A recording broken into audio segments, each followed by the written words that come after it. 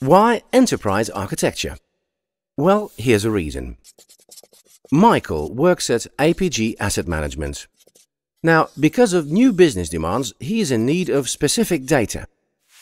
But his data is spread out over different applications.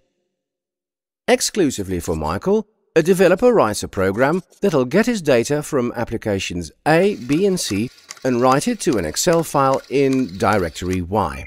That way, Michael will be able to read all the data in his spreadsheet and use it. Michael then realizes that he needs this on a daily basis. It would save a lot of time if the program ran automatically every day. Therefore, an infrastructure manager writes a batch job to set this up for him. Now, an application flow has been created, especially for Michael, which depends on a number of other applications. But Michael is not the only one who wants to improve his efficiency, so multiply this situation by a few thousand. We call this Hairball Architecture. Think of it as a huge hairball with fibers going in every possible direction. No one's keeping track of it and no one has control over it. Now, imagine we have to replace a huge application because it's out of date and the supplier has said that in 2 years they'll stop the support.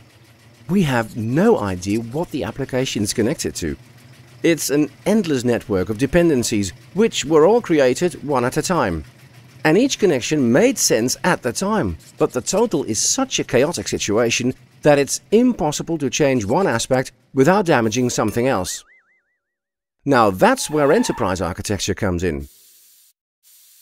We have to deal with the IT landscape in such a way that people have the freedom to create improvements and that there's always room for innovation. Architecture makes sure that our IT landscape is robust as well as flexible and efficient. This requires a process to keep things organized. For this reason, each new project needs a project start architecture. This is created by a project architect who is part of the project team. He or she writes a plan explaining how the total landscape will look when the project is complete. This plan includes the applications we've set up, what they do for the business, and the hardware they require. The project start architecture is evaluated by the architecture board. In this board, architects from every domain in our company work together and supervise the entire landscape. Summarized, enterprise architecture is about 3 things. We take a look at the existing situation. We help to develop and evaluate designs. And we create a sketch for the future so that everyone understands the direction we're heading. Architecture is about insight and knowledge. The world doesn't lend itself to being easily understood or pinned down in rules.